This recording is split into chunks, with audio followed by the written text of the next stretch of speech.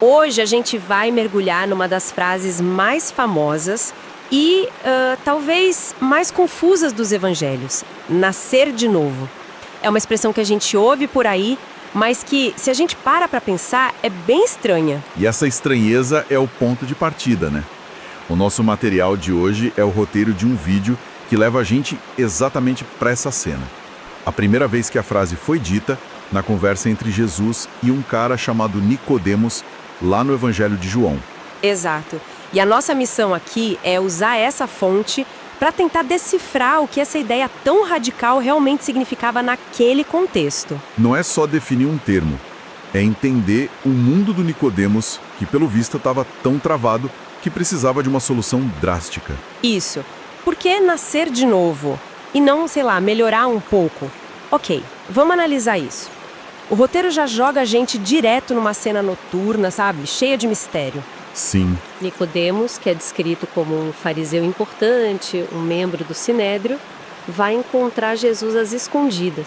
E esse detalhe, o fato de ser à noite, é fundamental. A interpretação que o material dá é que ele tinha medo. Medo.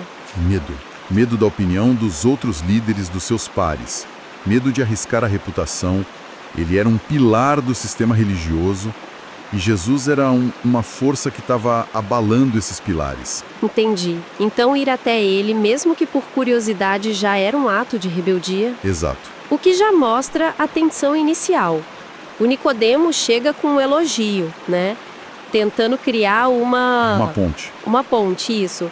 Ele diz algo como: mestre, a gente sabe que o Senhor veio de Deus, porque ninguém consegue fazer os sinais que o Senhor faz se Deus não estiver com ele. Ele está tentando começar num terreno seguro, falando de coisas que ele consegue ver, que ele consegue medir, os sinais. É como se ele quisesse enquadrar Jesus no sistema de validação dele, né? Perfeito. É tipo, nós a elite estamos te observando e te demos uma nota de aprovação. Ele acha que está no controle da conversa. Ele está falando de fazer, de obras, de evidências. Só que aí que a conversa vira de cabeça para baixo. Completamente. É fascinante, porque a resposta de Jesus, segundo o roteiro, ignora o elogio. Ele não diz obrigado, não diz finalmente alguém entendeu. Ele muda o critério do jogo. É isso aí.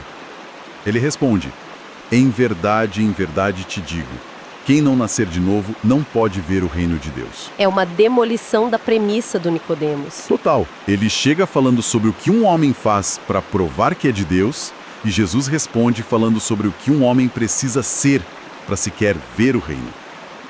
A discussão sai do campo da ação e vai para o campo da identidade. Uma mudança de paradigma total. Exato.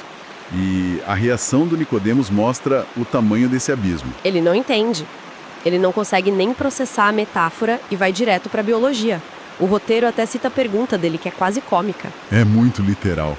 Como assim? Um homem velho vai voltar pro ventre da mãe e nascer de novo? O que é uma ironia profunda, né? Porque, poxa, aqui está um mestre de Israel, um dos homens mais instruídos da nação, e ele está completamente perdido. Isso revela a falha do sistema dele. Era um sistema tão focado em regras externas, no comportamento, que dá para ver que tinha perdido a linguagem para falar de transformação interna, sabe? Então, a confusão dele não é um sinal de burrice. De jeito nenhum. É um sintoma de um sistema de pensamento que não tinha as ferramentas para essa conversa. Ele está pensando em processo físico e Jesus está falando de uma revolução existencial. E é a partir dessa confusão que a explicação começa.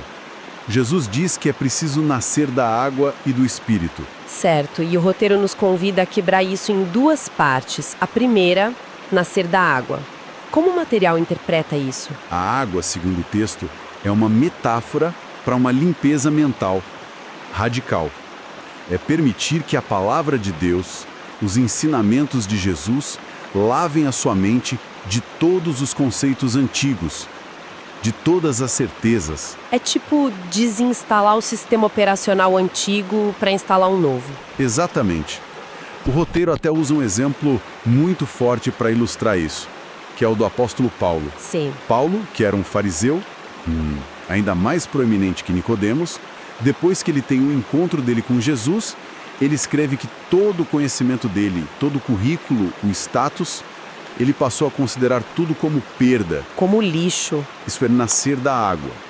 É uma reavaliação tão profunda que o que antes era seu maior orgulho vira irrelevante. Entendo a ideia da renovação da mente. Mas, na prática, como alguém lava a mente com a palavra? O roteiro dá a entender que é um processo ativo de substituir ideias. Precisamente, deixar que uma nova forma de ver o mundo, a de Jesus, redefina seus valores, suas prioridades, o que você acha que é sucesso ou fracasso. Certo. E isso leva a gente para a segunda parte, que é ainda mais radical, nascer do Espírito. Ok. Se a água é a renovação do pensamento, o Espírito é a renovação da fonte de direção. O roteiro descreve isso como ouvir a voz de Jesus e seguir, se libertando da tirania das regras humanas e da opinião dos outros. Mas essa ideia de ser guiado pelo vento do Espírito não só é meio caótico? Para um fariseu como Nicodemos, que vivia num mundo de leis, de ordem, isso devia ser aterrorizante. Com certeza. A analogia do vento que o roteiro destaca é forte. O vento sopra onde quer. Você ouve o som, mas não sabe de onde vem nem para onde vai. E esse é o ponto. A vida no sistema do Nicodemos era previsível. Você segue as regras ABC e obtém o resultado X. É seguro, é controlável. A vida no Espírito, como está descrito aqui, é o oposto. É uma vida de confiança, não de controle. Você não tem um mapa completo, só direção para o próximo passo. E a fonte interpreta isso como uma vida de liberdade total. Sim, onde você vê o mundo com olhos fresquinhos, como criança. Então o que a gente está vendo é um movimento do visível para o invisível. Nicodemos chega falando dos sinais que ele pode ver Isso. e Jesus o leva para o vento que ele não pode controlar nem prever. É uma desconstrução total da base de segurança dele. Tá, mas aí fica a questão central. Tudo bem, entendi a necessidade da transformação, mas como ela acontece? Qual é o mecanismo que ativa esse novo nascimento? Exato. A conversa não termina na teoria, ela vai para a aplicação. E para explicar isso, o roteiro mostra que Jesus usa uma história que o Nicodemos, como mestre da lei, devia conhecer de cor. Uma bem antiga e estranha. A da serpente de bronze no deserto, do livro de Números. Sim, e a conexão é muito poderosa. A fonte nos lembra o contexto. Os israelitas no deserto foram picados por serpentes venenosas como consequência da rebelião deles. Certo. A solução de Deus não foi eliminar as serpentes, foi instruir Moisés a erguer uma serpente de bronze numa haste. E a instrução era simples e, vamos combinar, meio ilógica. Que era? Quem fosse picado e olhasse para a serpente de bronze, viveria. O ato de cura não estava em fazer algo complexo. Não era um ritual. Era só olhar com fé. E é aí que o roteiro conecta os pontos. Jesus diz: assim como Moisés levantou a serpente no deserto, é necessário que o Filho do Homem seja levantado. A analogia é direta. Direta. A humanidade, mordida pelo veneno do pecado, como o texto coloca, precisa simplesmente olhar para Jesus levantado na cruz. Esse olhar de fé é o gatilho para a cura, para a vida eterna, para o novo nascimento. Então, o mecanismo para essa transformação interna radical é, paradoxalmente, um ato externo de confiança. Não é sobre se esforçar mais para seguir regras, que era o mundo do Nicodemos. É a antítese do sistema de mérito. A cura no deserto não era para os mais fortes ou para os mais justos. Era para qualquer um que estivesse disposto a olhar. E é por isso que essa analogia deságua no versículo mais famoso da Bíblia, né? João 3,16. Funciona como a tese central de toda a conversa. Porque Deus amou o mundo de tal maneira que deu o seu Filho unigênito para que todo que nele crê não pereça, mas tenha a vida eterna. O roteiro aponta que a motivação por trás disso tudo é o amor. Sim, e usa uma expressão bem humana depois de citar o versículo. O texto reflete. Que amor louco, né? Amor louco. E essa expressão tenta capturar a natureza extraordinária, sacrificial e, para a lógica humana de autopreservação, completamente irracional desse ato. Um amor que oferece uma solução tão acessível quanto olhar. Mesmo para quem não merece. Tá. Então, depois de toda essa jornada do encontro secreto, da confusão, das metáforas de água e vento, da serpente, qual é a mensagem final que o roteiro quer que a gente leve? A parte final do material é basicamente uma exortação. Um chamado para que a pessoa não deixe essa conversa só na teoria, sabe? Um apelo à decisão. Isso.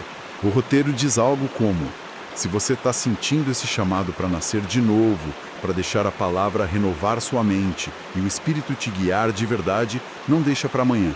E o pré-requisito para essa decisão, o que amarra toda a conversa, é a ideia de se tornar como uma criança. Exato. O texto conclui que, para viver essa vida nova de forma leve e livre, é preciso ser curioso, humilde, pronto para aprender tudo de novo com ele. O que nos traz de volta ao começo. Nicodemos chegou como mestre, o cara que sabe, que avalia. E a condição para ele nascer de novo seria abandonar essa postura. Seria preciso que ele se tornasse o aluno, o que não sabe, o que precisa de ajuda. A humildade é a porta de entrada. É preciso a coragem de admitir que o seu sistema, por mais elaborado que seja, pode estar quebrado e que você precisa começar do zero. Exato. Recapitulando rapidamente a nossa análise, a gente partiu do encontro tenso de um líder religioso que se aproxima de Jesus à noite, dividido entre curiosidade e medo. Vimos como a tentativa dele de controlar a conversa com base em obras e sinais foi subvertida por uma resposta que mudou o foco de fazer para ser. Introduzindo o conceito desconcertante de nascer de novo. Aí a gente desvendou as metáforas que a fonte usa para explicar isso. Nascer da água como uma reinicialização mental. E nascer do espírito como a transição de uma vida de controle e regras para uma vida de liberdade e confiança. E por fim, vimos que o acesso a essa transformação não é por esforço, mas por um simples ato de fé, simbolizado pelo olhar para a serpente no deserto. Um ato que é motivado por um amor louco. O que o roteiro nos mostra é que nascer de novo é menos um evento e mais o início de um processo. Um processo contínuo de desaprender e reaprender. Isso me deixa com uma provocação final para a gente pensar. O roteiro insiste que a chave para essa nova vida é se tornar como uma criança. Humilde, curioso, aberto. A questão que fica é, se nascer de novo implica ver o mundo com essa perspectiva, quais são as nossas certezas de adulto, nossas posições, reputações, conhecimentos, nossos sistemas de controle que a gente precisaria estar disposto a questionar ou talvez até abandonar para vivenciar uma transformação tão profunda?